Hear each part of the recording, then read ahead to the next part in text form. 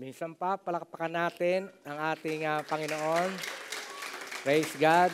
Magandang pagpapalang araw. Magandang umaga, pagpapalang araw pa sa inyong lahat. At welcome po kayo sa ating first service ng God's Light Christian Ministry sa ating Sunday Worship Celebration.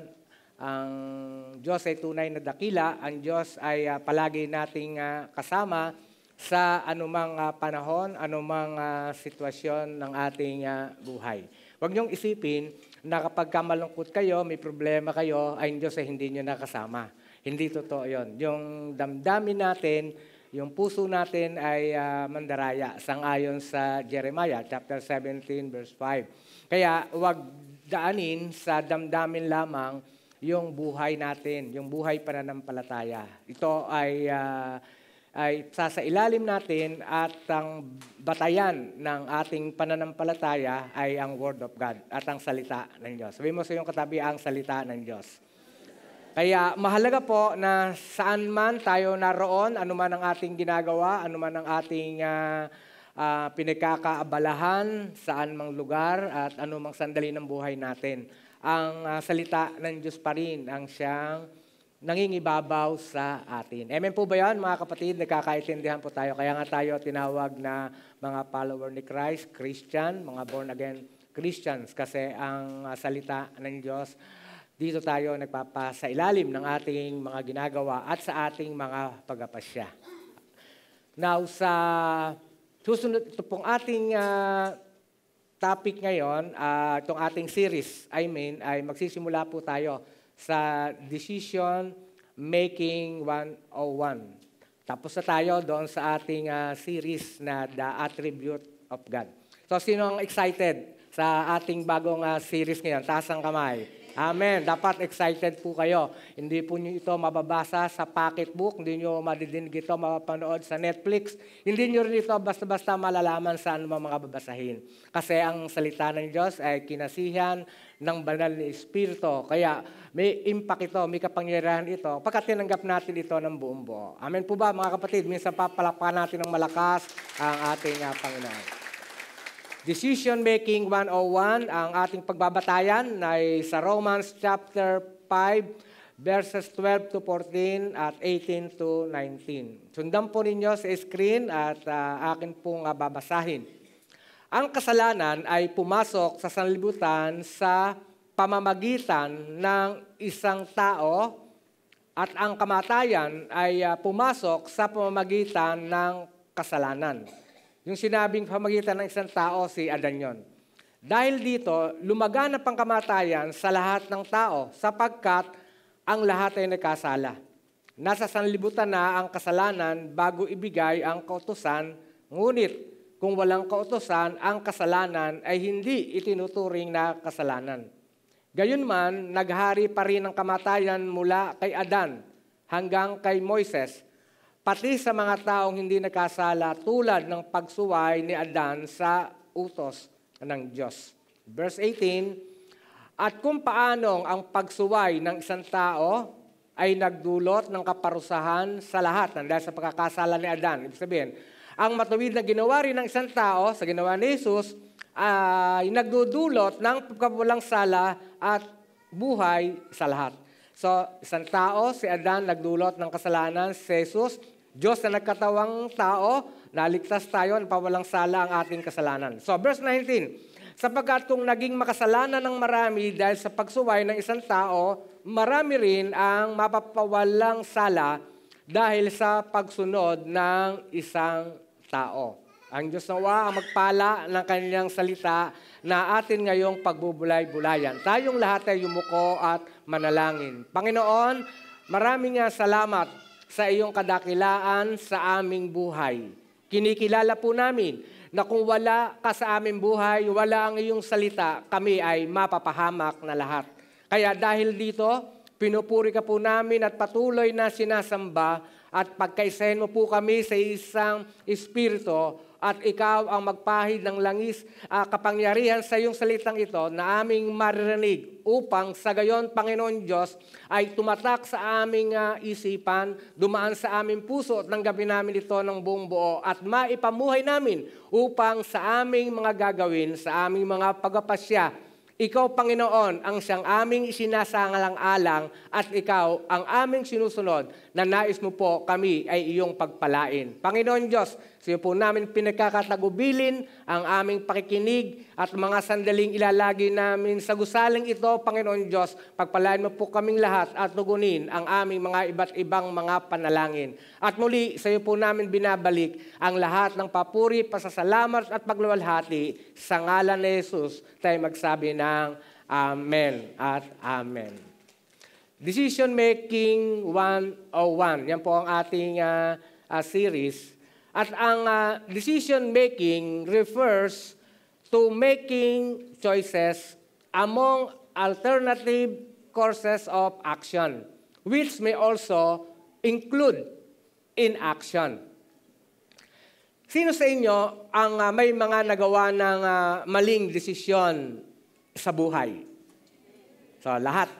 Yung sinabing walang nagawang maling desisyon, luluhod ako sa inyo ngayon pag meron sa inyo. No? So, lahat naman, ano? So, hindi niyo ako paluluhurin.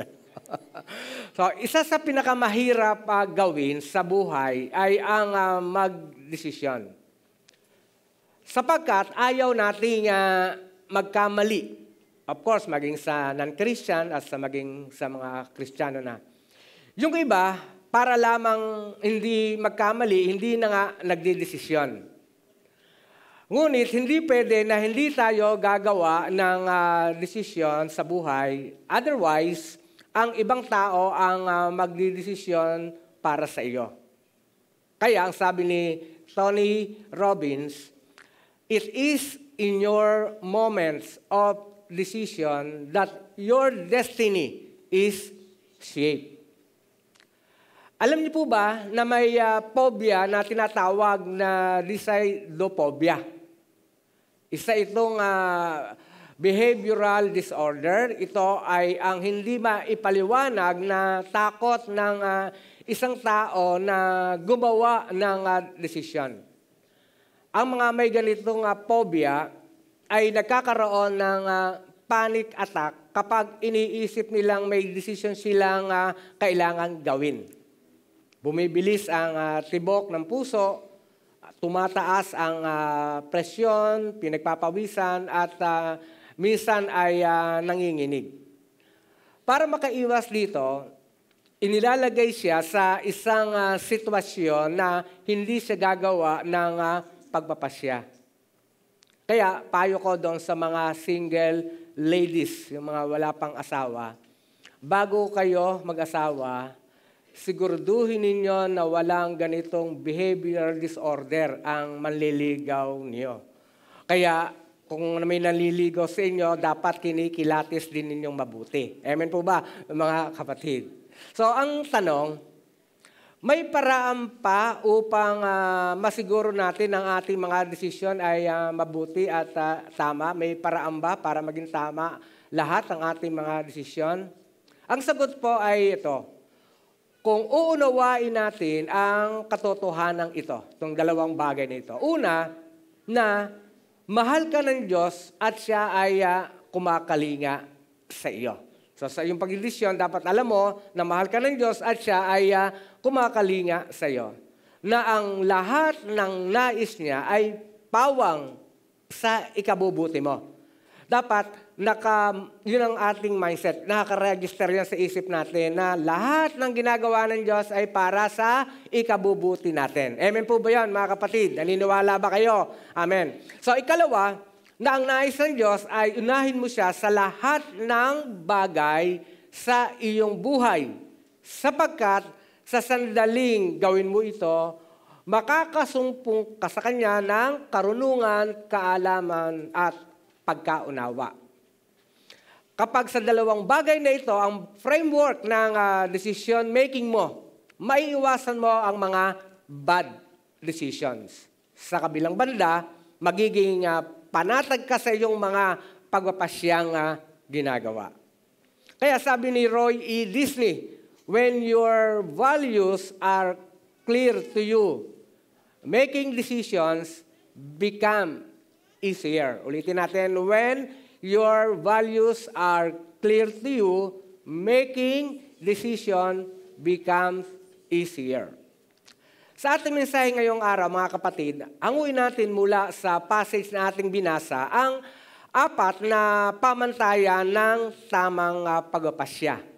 The standards of a good decision. Una, the inspiration standard. Yan ang unang standard ng good decision. The inspiration standard. Ang unang tanong na dapat mong sagutin ay ito. Sumasang-ayon ba sa pamantayan ng Biblia ang aking desisyon? O ito'y sumasalungat? Yun ang tanong na dapat tinatanong mo sa iyong sarili. No? Genesis chapter 2, verse 16 to 17. Pwede bang pakibasa sa gawin dito? Sa side na to. Genesis chapter 2, verse 16 to 17. Ready, go, pakibasa. Sinabi niya,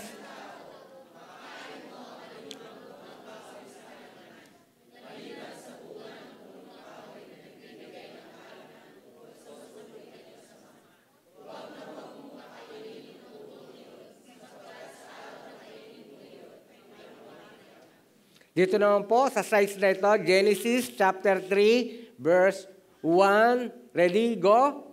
Ang ahas.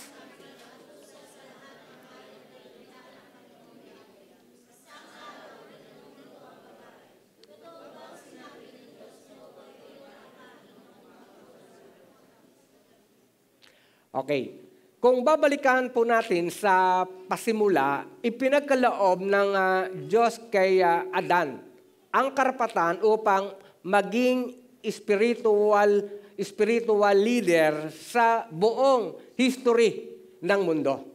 Pinagkalooban siya ng Diyos ng resources. Binigyan din siya ng makakatuwang o makakasama. Subalit, sumablay siya sa kanyang decision making. Sa halip na sundin ang simple at malinaw na instruction ni Lord tungkol sa puno ng pagkaalam ng mabuti at masama, sinuway niya ito at kinain niya ang bunga nito na dinala ni Eva sa kanya. So maliwanag po yun. So doon sa mga bago, hindi po mansanas ang nasa Bible. Mali po yun. Minsan meron pang isang senador mansanas doon. Nakakatuwa. Hindi talagang, sabihin, hindi talaga knowledgeable sa Bible. Ginagamit lang yung Bible. Nakadinig na ako niya, Pastor Bere. Isang senador yan, mansanas daw yung So, sumablay sa dalawang bagay. Itong si Adan. Una, ano yun? Yung resources. Hindi siya naging mabuting katiwala ng resources na ibinigay ni Lord. Nilabag niya ang instruction ng Diyos tungkol sa kung ano ang para sa Kanya at kung ano ang hindi para sa Kanya. Pangalawa, ano yung sumablay sa Kanya? Yung relationship. Sa halip na pangunahan si Eva na sumunod sa Diyos, pinahintulutan niya na madaya ito ng ahas at siya ang sumunod dito. Nakita po ninyo yung nangyari sa Genesis. Natindahan po ninyo ito, mga kapatid. So, tingnan natin ito sa usapin ng kahalagahan ng leadership. Ang failure ni Adan ay nag-umpisa sa pagkakamali o sa pagsablay na pangunahan ang kanyang asawa. Dahil dito, nadamay ang perfect life at ang perfect place ng kanilang tinitirhan. Nadamay ang kanyang buong sambahayan at ang kanyang lahi. Ultimately, nadamay ang buong sangkatauhan. Kukuha po ninyo yung aking introduction sa topic na ito. No? So, kung iti-trace natin kung saan nag-umpisa ang lahat ng ito, makikita natin na ito ay nagsimula sa isang poor decision making ng isang tao. Hindi nagdesisyon si Adan ng tama sa isang simpleng decision. Kaya sabihin mo sa iyong katabi, dapat tama ang decision mo palagi. Sumagot ba? Sumagot ba?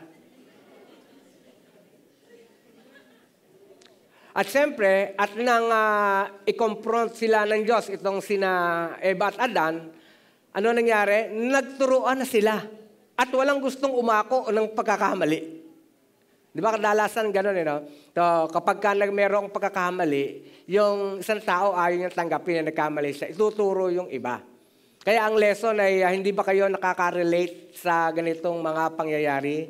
Na kapag may maling nangyari, ang hinahanap palagi natin ay kung sino ang sisisihin maliban sa ating sarili. Nangyayari ba yan sa inyo? Pagka merong usapin sa bahay, usapin sa mag-asawa, sa negosyo, o maging sa church.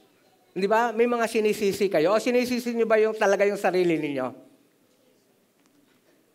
Kayo nakakaalam nun. Kaya halimbawa, kung overweight ka, baka sabihin mo, kasalanan yan ni McDonald's. Kahit saan kasi nagtatayo ng fast food di ba? Mga ganun. O kaya sakitin ako kasi ang nanay ko hindi ko inilagaang mabuti kaya ako sakitin di ba? Merong mga ganong mga sitwasyon. At isang babae nga na humigit kumulang 40s old ang kumonsulta sa isang doktor na psychiatrist. Ang sabi niya, Dok, ayoko nga mag-asawa. Edukada ako, may trabaho ako, may negosyo pa ako.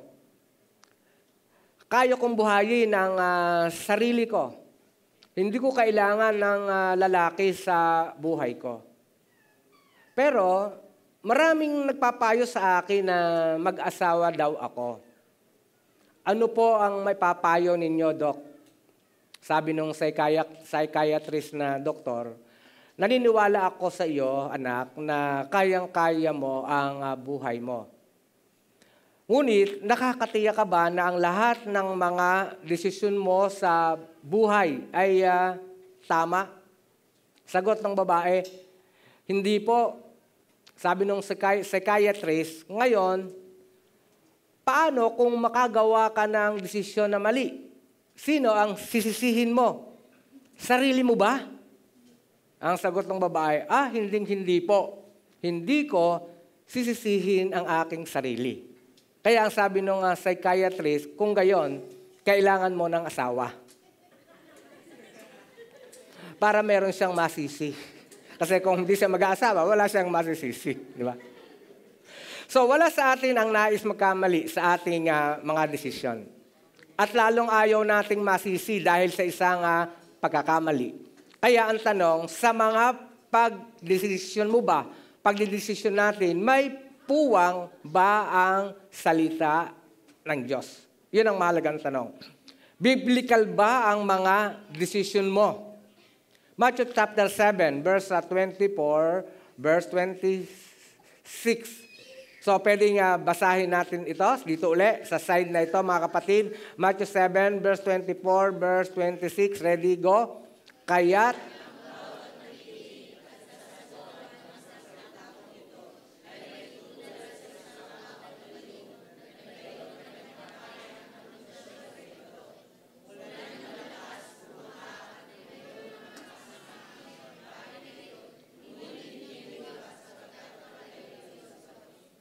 okay. Dito naman sa Psalms 19 verse 7, sa side na ito, mga kapatid, basahin po ninyo ang batas.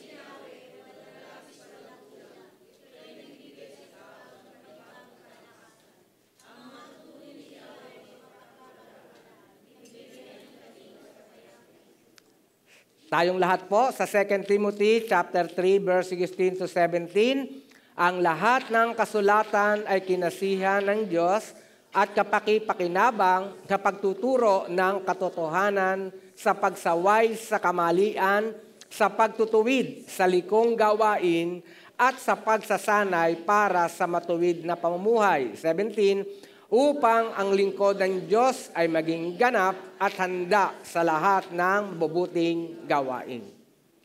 Kapag sang-ayon sa salita ng Diyos ang iyong mga pagpapasya, ituturo nito sa atin kung paano lumakad ayon sa kanyang pagkatawag at layunin. I-rebuke tayo nito kapag tayo ay lumihis dito. Itutuwid tayo nito at ituturo kung paanong maitatamang muli ang ating mga pagkakamali. Sasanayin tayo nito upang maging masunurin at manatili sa landas na dapat nating lakaran. Kaya sa susunod na gagawa po tayo ng desisyon, tanungin natin ang ating sarili. Ito ba ay nakabase at sumasang-ayon sa katotohanan? Ang pangalawa, the integrity standard. The integrity standard. Sumasang-ayon ba ang aking desisyon sa aking pinaniniwalaan? If I call myself a Christian, hindi ba ito makakaapekto sa aking spiritual identity? Kapag natatakot ka na malaman ng ibang tao ang iyong mga ginagawa, pwedeng indikasyon iyan that you are making a bad decision. Amen po ba? So, kapag ka inililihim mo, ibig sabihin yun, indikasyon yun na ang ginagawa mo ay maling pagpapasya. Kaya, tanungin mo ang iyong sarili. Okay lang ba na malaman ng taong pinakamalapit sa akin ang mga ginagawa ko? Ito yung mga tanong. Okay lang ba na malaman ng ibang members ng church ang naging decision ko? Kung malalaman ba ito ng pamilya ko, kung ikaw ay may asawa o ng asawa ko, matutuwa ba siya? At ang isa pa na mahalaga, kung nakatayo sa harap ko si Lord, gagawin ko pa rin ba ito? Nakuhin niyo mga kapatid. So ito yung mga indikasyon itong mga katanong ito, kung tama itong gagawin mo, itong mga desisyon na gagawin mo sa iyong buhay. Kaya ang sabi ng James chapter 4, verse 17, ang nakakaalam ng mabuti na dapat niyang gawin, ngunit hindi ito ginagawa ay nagkakasala. Yung tinatawag na sin of omission. Meron kasing sin of commission at merong sin of omission. Yung alam mong mali, ginagawa mo pa, o alam mo naman yung mabuti, hindi mo pa rin ginagawa, ay kasalanan. May mga bagay na very obvious na salungat sa ating paniniwala bilang anak ng Diyos, gaya ng pagsisinungaling, pagkikiapid, kasakiman, at iba pa. Ngunit kapag pala alam nating mabuti at di natin ginawa, ito pala ay isang bad decision. At hindi dahil mga anak na tayo ng Diyos ay may lisensya na tayong gumawa ng mali. Sapagkat hindi po konsentidor si Lord. Kahit napapatawad ang ating kasalanan, hindi niya kinukonsinti kailanman ang paggawa ng mali, ang paggawa ng kasalanan. Romans chapter 6 verses 1 to 8. Ano ngayon ang sasabihin natin? Patuloy ba tayong magkakasala upang sumagana sa atin ang kagandahang loob ng Diyos? Hinding-hindi. Yun ang sabi. Kaya, totoo na nagpapatawad ng Diyos kapag inihayag na sa atin, sa Kanya, ang ating kasalanan. Papatawarin tayo ng Diyos pag tayo nagkasala. Subalit, hindi po tayo immune sa consequences ng ating maling mga desisyon. Ito yung dapat na ating alam. Yung mga consequences ng ating maling desisyon. Sabi nga ninyo, consequences ng maling desisyon. O yung resulta ng ating maling mga ginawa. Yun po yun. Posibleng maapektuhan nito ang ating kaugnayan sa ating mga mahal sa buhay. Pag mali ang desisyon mo, halimbawa, yung isa sa pamilya, nagpabaya sa kalusugan, nagkasakit, naging bedridden, hindi ba lahat ng pamilya apektado? Kailangan mag-alaga, kailangan gumastos sa gamot. Di ba? Kasalanan ng isa lamang yon. Pero mali ang desisyon ng isa sa member ng pamilya, ayun na, nagsasaper ang buong pamilya. Maaring ang epekto nito ay sa ating hanap buhay. Halimbawa, kung ikaw ay empleyado, hindi ka marunong gumastos ng tamang paggastos. Hindi ka nag-iipon. O kaya, mas malaki ang ginagastos mo kaysa sinusweldo mo. So, ibig sabihin nun, maapektuhan yung hanap buhay mo. At maging sa mga gustong magnegosyo, hindi ganoong kadali ang magnegosyo. Dapat nagsasaliksik tayo. Alam niyo po ba na kapag ikaw ay magsisimula sa negosyo, lalo na yung mga tinatawag na proprietorship, yung small entrepreneurship, ang sabi po ng NEDA dyan ay dapat hands-on ka, dapat 8 hours or more than 8 hours nakabantay ka sa sinusimulan mong negosyo. Maaari ka lang kumuha ng manager o supervisor kapag ka 10 million above ang iyong kapital. So, yan tip ko sa inyo, nabasa ko yan doon sa NEDA. Kaya pagka mali ang decision mo, maaaring masadla ka sa financial crisis.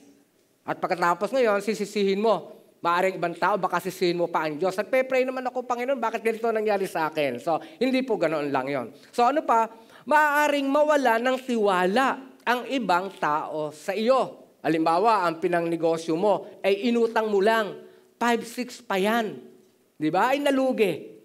O di siyempre, sira ka na ngayon doon sa pinagkautangan mo. Maging ano man yan, individual o bangko. Kaya, yung mga consequence ng mga desisyon, iyon ang problema. Iyon ang malaking problema, kaya ko tinatalakay itong topic na ito. Mahalaga na ang ating mga pagpapasya ay nakalinya sa ating pinaniniwalaan sang-ayon sa Bible at sa prinsipyo nito. Kaya dapat ay malinaw sa atin ang ating mga pinaniniwalaan bilang mga anak ng Diyos. Ano ito? Malinaw ba ang paniniwala mo tungkol sa Christian marriage? Malinaw ba sa iyo ito? Na kapag ka ikaw ay Kristiyano, hindi mo basta-basta mag-aasawa ka na hindi mo pinaghahandaan ang pag-aasawa. At pagka ikaw ay may asawa na, alam mo ba ang responsibility at accountability nito? So, yun yung mga tanong na bago kayo magpasya.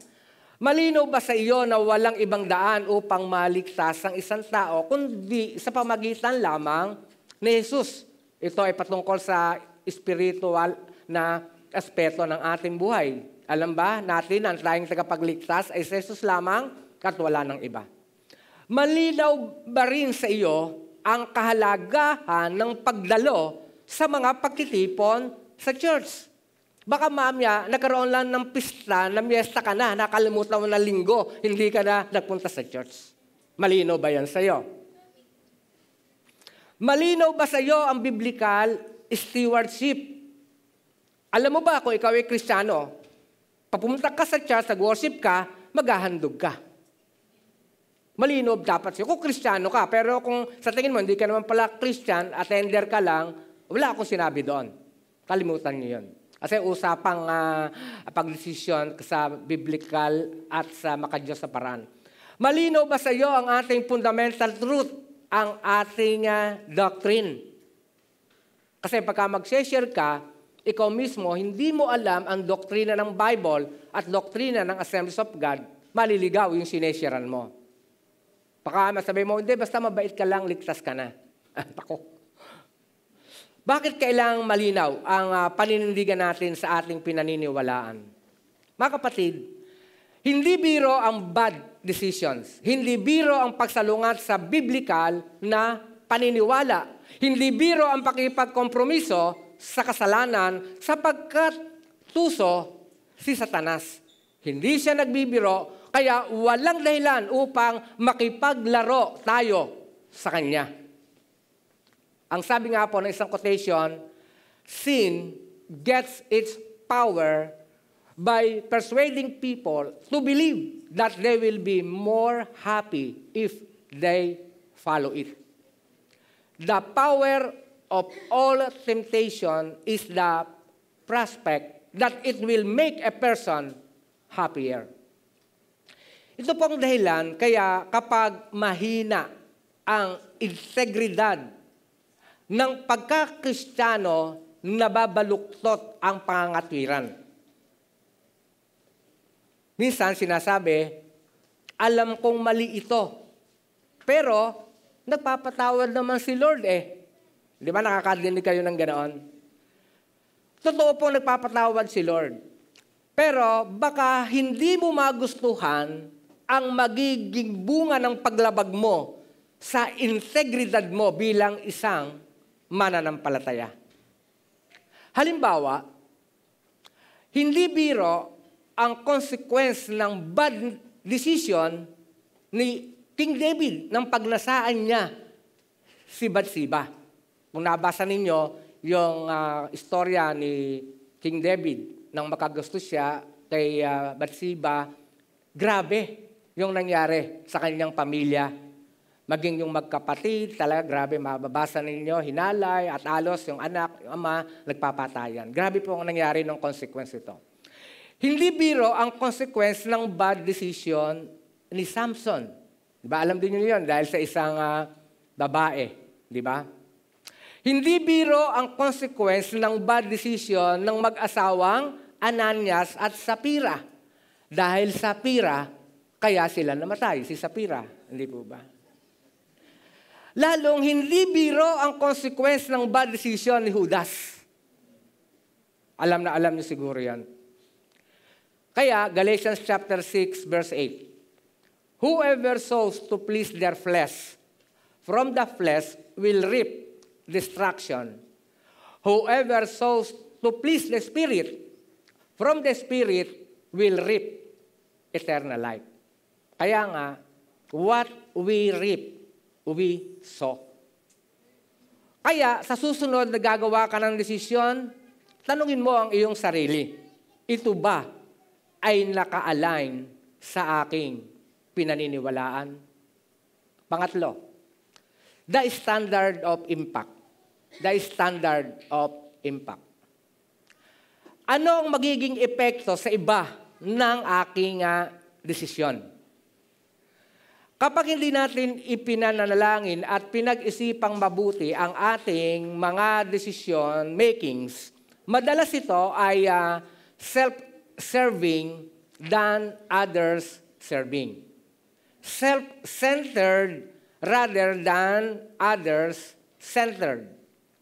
Philippians chapter 2, verse 4. Pag malsakitan ninyo ang kapakanan ng iba at hindi lamang ang inyong sarili.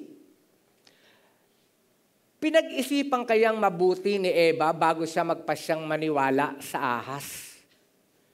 Pinag-isipan kayang mabuti ni Adan bago niya kinagat ang bungang binigay ng kanyang asawa?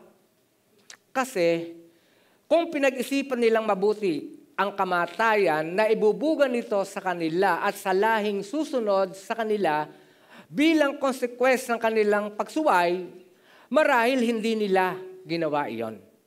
Ibig sabihin, hindi nila pinag-isipang mabuti. At padaskol sila nga nagpasya, kaya nagkaroon ng malaking consequence. Mas naging curious sila sa kaisipan na merong hindi ipinaalam ng Diyos sa kanila, kaya sila nakumbinsi ng ahas. Parang hindi sila nagtiwala ng lubusan sa Diyos at kaya siya nakumbinsi ng ahas.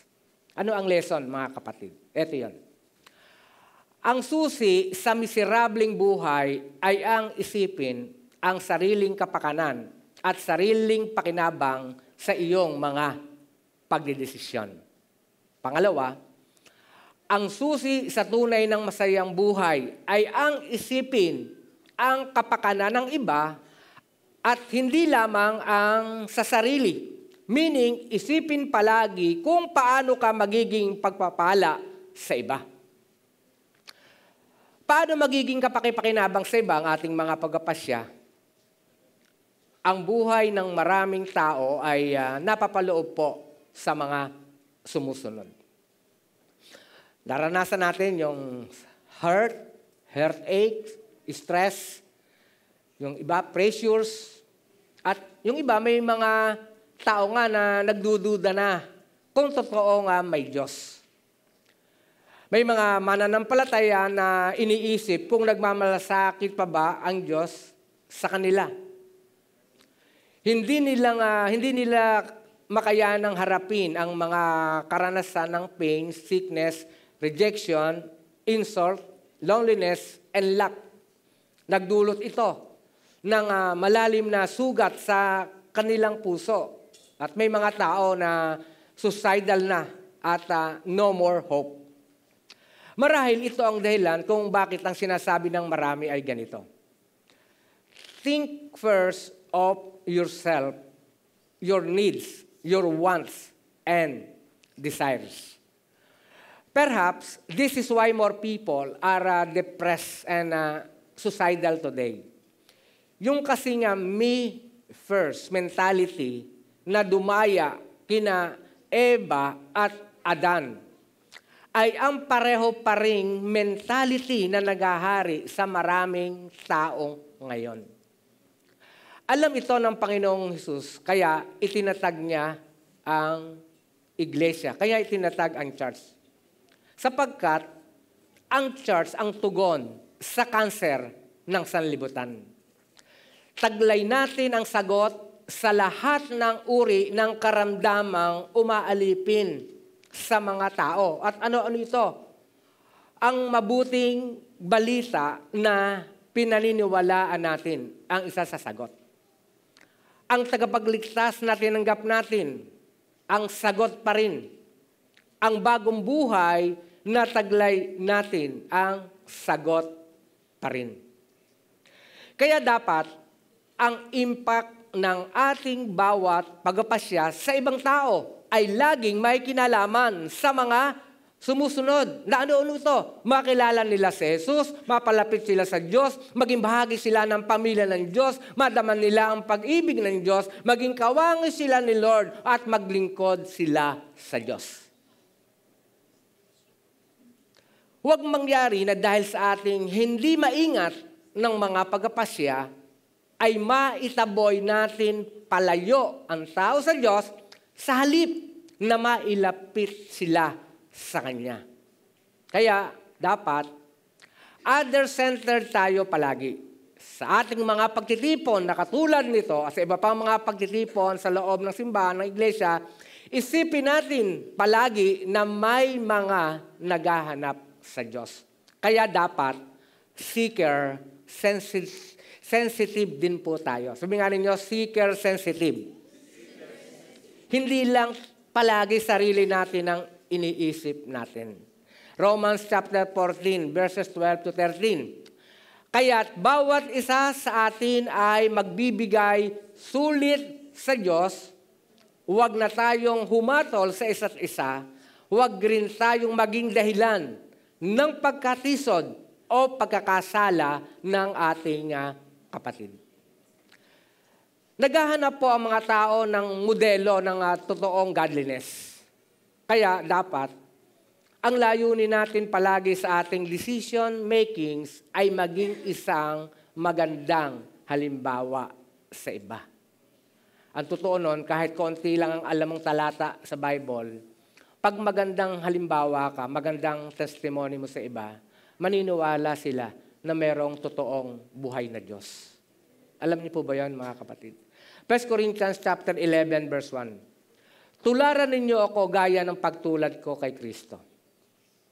Ang impact ng mga maling desisyon ay may malawak na bunga. May impact ito sa kasulukuyan, maging sa mga susunod na henerasyon. Ang buong sangkatauhan ay naapektuhan ng isang maling desisyon ni Adan. Kaya sa ating buhay, sa ating pamilya, dapat yung iiwanan nating pamana o legacy, dapat ay yan ay nasa tamang desisyon. Hindi sa maling desisyon. Kasi pagka mali na, may consequence na yon. Alam niyo po yan, mga kapatid, sa larangan ng pag-aaral, sa paghahanap buhay, sa relasyon ng mag-asawa, lahat ito eh. Kasi nga, mayroong consequence ang lahat. Dapat alam natin ito. Sabi mo sa iyong katabi, alam mo ba yan? Kung alam mo, palakpakan natin ang ating Panginoon. Romans chapter 5, verse 12, ang kasalanan ay pumasok sa sanlibutan sa pamagitan ng isang tao at ang kamatayan ay pumasok sa pamamagitan ng kasalanan. Dahil dito lumaganap ang kamatayan sa lahat ng tao sapagkat ang lahat ay nagkasala. Romans chapter 5 verse 17. Sa pamagitan ng pagsuway ng isang tao, naghari ang kamatayan. Ngunit sa pamagitan din ng isang tao, si Jesucristo ang mga taong pinagpala ng sagana at itinuring na matuwid ng Diyos ay naghahari sa buhay. Kaya bago gumawa ng isang pasya, unahin ang Diyos at isipin ang iba. Pang-apat, mga kapatid, the standard of improvement. The standard of improvement. May mabuting pakinabang bang idudulot ang aking desisyon?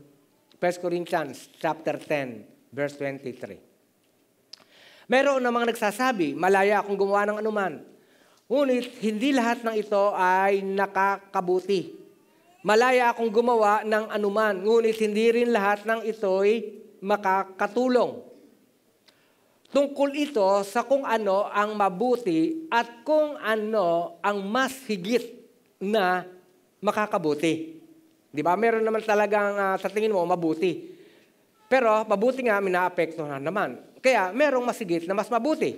So maraming bagay na pwede kang gawin sa buhay na maaaring mabuti naman. Yun naman talaga ang totoo. Ngunit ang tanong, ito na ba ang pinaka mabuti? Ito na ba ang magdudulot ng mas malaking pakinabang? Halimbawa, pakinggan nyo ito. Ang madalas na pagpa-Facebook, pagti-TikTok, pagre-reels, ito na ba ang pinakamabuting paglaanan ng panahon o may mas mabuti pa? Salamat doon sa nagsabi na may mas mabuti pa. Yung bang yung maritisan o pakikipagchismisan, ang pinakamagandang libangan? O may mas mabuti pa kaysa dito? Ayun, lumakas na. Thank you.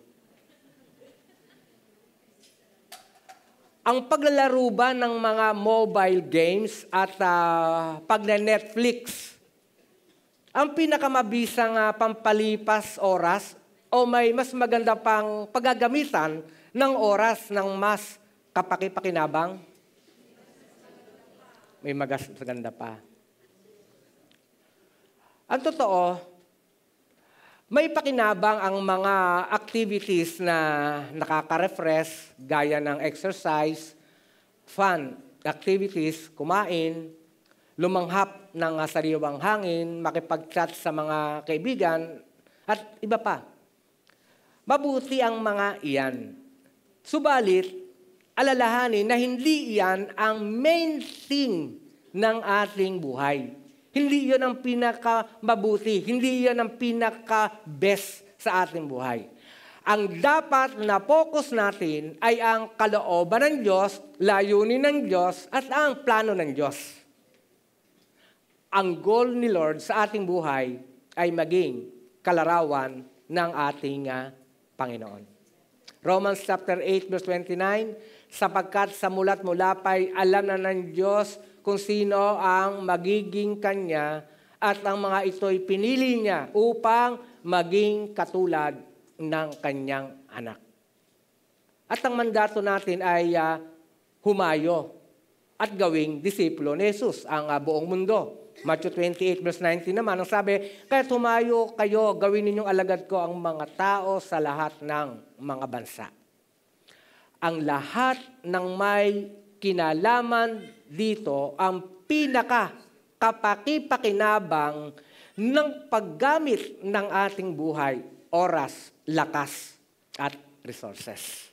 Kaya yung mga nasa small group, life group, ay hindi po sayang ang inyong mga ginagawa. Iyon ang pinaka-mabuti sa lahat ng mabuti. At doon, nalulugod ang Diyos. Katunayan, nang magpasya si Lord na ibigay ang kanyang buhay sa kamatayan sa krus, at isa itong kahangalan sa marami, ay walang gagawa ng ganitong pagpapasya. Marahil si Lord lang ang kayang gumawa nito. Subalit, ang desisyon niyang ito ang nagligtas sa atin. Dahil dito, napatawad tayo sa ating mga kasalanan, tumanggap ng buhay na walang hanggan. Kasi tama ang desisyon ng ating Panginoong Hesus, nagkaroon tayo ng pagpapala nang dahil sa kanyang tamang desisyon at perfect decision. Ang desisyon naman ni Adan, ano nangyari? Nagdulot ng kalugihan sa sangkatauhan. Ang desisyon ni Lord ay nagdulot ng kalayaan mula sa parusang kamatayan. Kaya ang lahat ng tumanggap at nanalig sa Kanya ay binigyan ng karapatan ng Diyos na maging anak ng Diyos. Yun ang sabi sa Juan chapter 1, verse 12. Kaya mga kapatid, ang desisyong ito ni Lord ay nagbigay daan upang tumanggap ang sanlibutan ng ultimate benefit and ultimate improvement. From being eternally condemned to being eternally saved. Sa pangwakas mga kapatid, sa conclusion, lahat tayo ay may kalayaang gumawa ng desisyon. Lahat tayo ay nakagawa na ng mas mabuting desisyon. Lahat tayo ay nakagawa rin ng mga maling desisyon. At marahil, hanggang ngayon, ay inaani mo pa ang consequences ng mga desisyong ito. Marahil, hanggang ngayon, ay iniisip mo na kung maibabalik lang ang panahon, hindi mo gagawin ang bagay na iyon. Marahil, ay apektado ka pa ng isang pagapasyang pinagsisisihan mo kung bakit mo ginawa. Pero mayroong good news sa ating lahat, mga kapatid. Narito si Lord, at hindi lang din sa Kanya ang iyong ginawa. Ngunit sa kabila ng lahat, He still cares for you personally. Ikaw ang mahalaga sa Kanya. Yes, nagkamali ka, ngunit mahal ka pa rin niya. In fact, ang mga maling desisyon mong ginawa, ito ang dahilan na ibinigay niya ang kanyang buhay para sa iyo upang mapatawad ka. At kung ipagkakaloob mo sa Kanya ang buhay mo, kahit wasak man yan, tatanggapin mo ang Kanyang kapatawaran at kapayapaan. At kung hindi ka pa nagpapasya na tanggapin siya bilang tagapagligtas at Panginoon ng iyong buhay, at kung gagawin mo siyang sentro ng iyong buhay, pagkakaloob ang Kanya ng karunungan, kaalaman, at pagkaunawa upang maging tama na ang iyong mga pagpapasya mula ngayon. Ang aking tanong, ano ang iyong desisyon? Kung hindi ka pa nakakilala sa Panginoon, bubuksan mo ba ang iyong puso at bibigyan ng pagkakataon si Jesus na maghari ito? At doon naman sa nagsabing siya ay Kristiyano na at siya ay tagasunod ni Kristo, sa narinig mong mensahe ngayon, ang inaasahan ko, ang iyong mga desisyon, ng iyong mga pagpapasya ay nakasalig sa prinsipyo ng Biblia sa kalooban ng ating Panginoon. Tayo pong lahat ay tumayo, awitan natin siya at ating sambahin. Puso ko'y iyong sinisiyasat. Amen.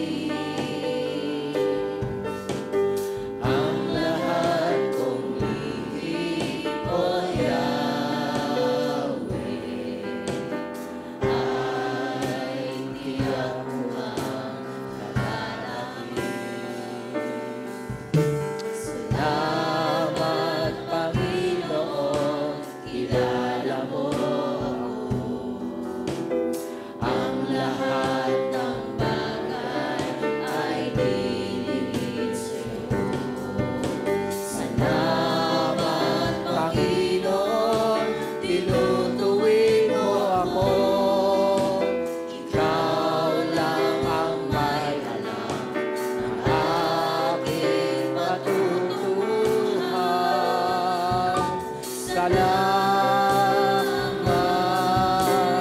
sa'yo,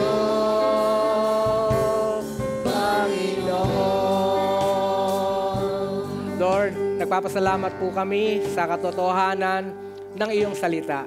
Turuan mo po kami na maging tama ang aming mga desisyon, na maging ito ay nakasalig sa iyong salita. Bigyan mo po kami ng lakas at kapangyarihan na palaging nakaniig sa iyo. At kami ay nagpapasakop sa iyo, Panginoon, upang sa aming mga gagawin, sa aming mga pagpapasya, maging sa aming mga sasabihin, Lord, ito ay maging pagpapala sa iba. Tingnan namin ang aming kapwa, hindi lamang ang aming sarili, na dapat kami ay merong integridad, merong kaming conviction, at merong kaming paninindigan sa aming pagsunod sa iyo upang sa aming pagpapasya, ito ay palaging tama.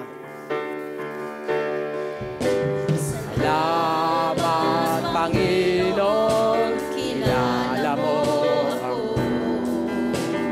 Ang lahat ng bagay ay dinigit sa'yo.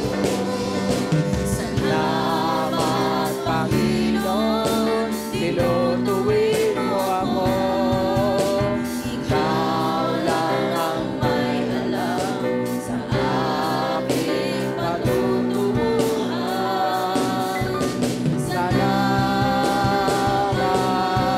sa'yo, Panginoon. Salamat. Taas natin ang ating kamay sa Panginoon. Biglang tanda ng ating pagsuko, ng ating buhay.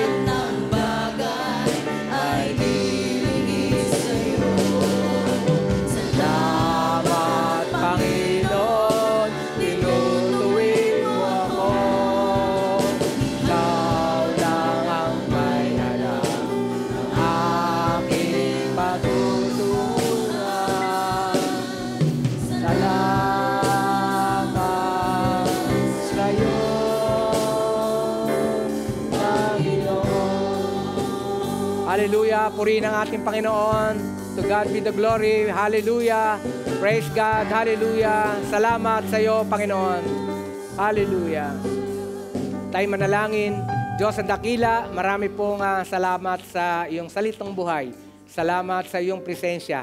Salamat sa iyong aral na aming tinanggap at kinikilala po namin na kung wala ka sa aming buhay at kung wala ang aral na ito, kami ay mapapahamak. Kaya muli, binabalik namin sa iyo ang lahat ng papuri, pasalamat, pagdakila. Sa ngalan ni Jesus, lahat tayo magsabi ng Amen at Amen.